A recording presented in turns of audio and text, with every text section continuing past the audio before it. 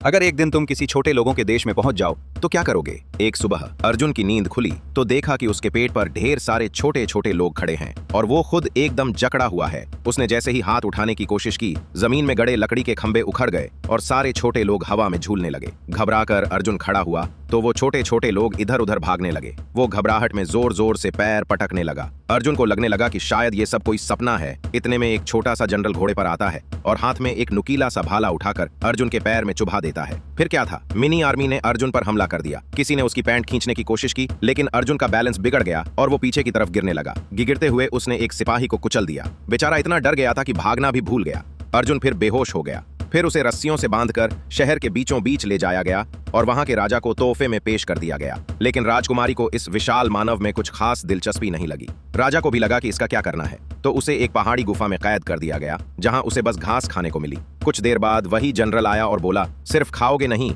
कुछ काम भी करना होगा। तो अर्जुन को खेत जोतने के काम में लगा दिया गया, एकदम बैल की तरह। तभी पड़ोसी देश ने हमला कर दिया। पहले एक जासूस ने महल में आग लगा दी और फिर उन्होंने राजकुमारी को किडनैप करने की कोशिश की। जनरल को लगा अब हीरो बनने का मौका है और वो अकेले ही दुश्मनों की तरफ तलवार लेकर दौड़ पड़ा। उधर अर्जुन को संभाल रहे सिपाही ने ये सब देखा और उसे आजाद कर दिया ताकि वो महल को बचा सके। राजकुमारी को जैसे ही दुश्मनों ने पकड़ा, अर्जुन की बड़ी सी शक्ल अचानक सामने आई। उसने कुछ दुश्मनों को उठाकर सीधे नदी में फेंक दिया और राजकुमारी को बचा लिया। लेकिन तभी राजा आग में घिर गया। अर्जुन दौड़ता हुआ वहां पहुंचा और किसी के चिल्लाने से पहले ही उसने अपनी पैंट उतारी और सीधा बाढ़ छोड़ दी। ये नजारा छोटे लोग क्या ही देख पाते। राजा भी सोच में पड़ गया कि ये पानी कुछ अलग सा क्यों लग रहा है। तभी जनरल चिल्लाया, रुको, मुझे बचाने दो। अर्जुन ने पीछे मुड़कर देखा और आखिरी 2 बूंदें भी बर्बाद नहीं की और इस तरह अर्जुन बन गया लिटिल किंगडम का महान हीरो।